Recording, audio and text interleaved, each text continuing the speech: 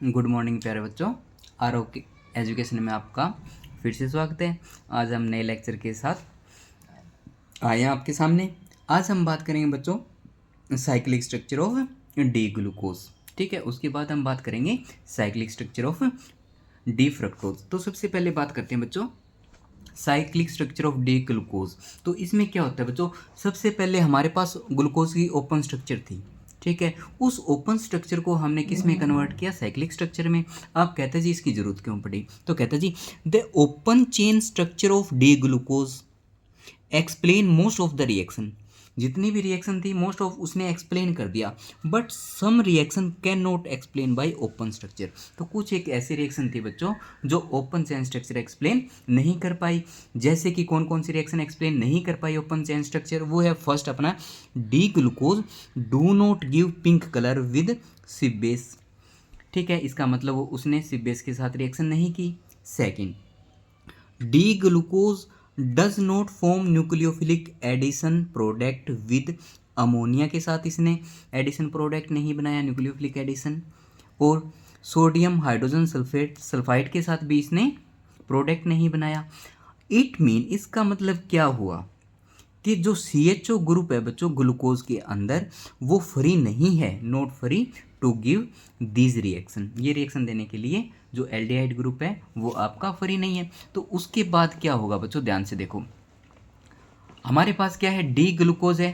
ठीक है, अब D glucose exist in two form. ठीक है, अब हमें ये देखना है बच्चों डी ग्लूकोज है वो एग्जिस्ट इन टू फॉर्म।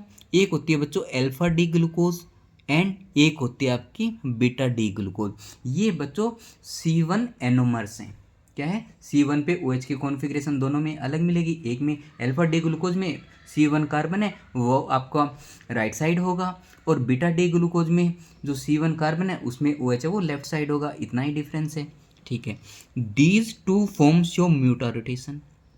ये म्यूटा रोटेशन को क्या करती है बच्चों, शो करती है।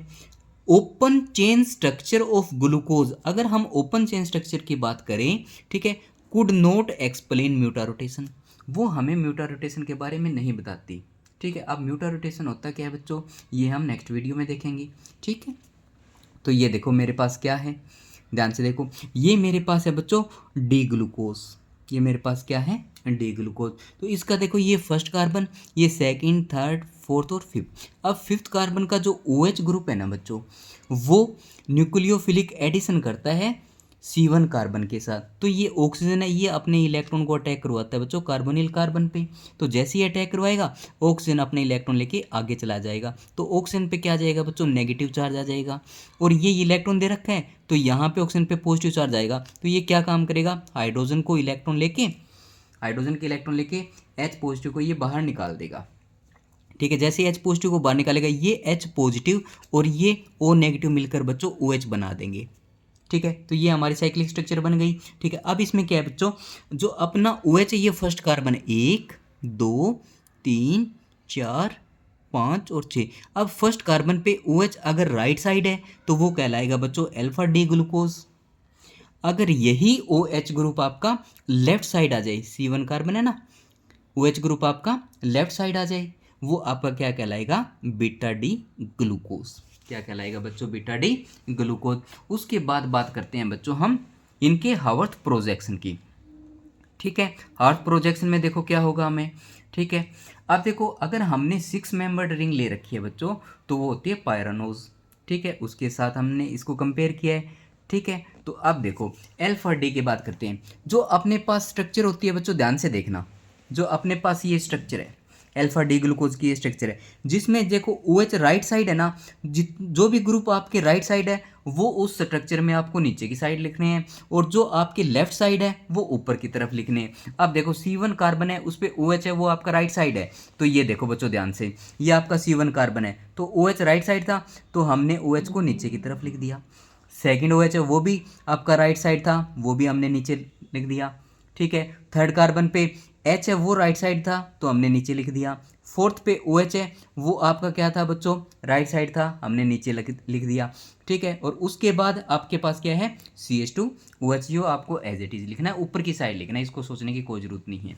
अब ये देखो C1 कार्बन है बच्चों, इसको हम क्या बोलते हैं, एनोमेरिक कार्बन।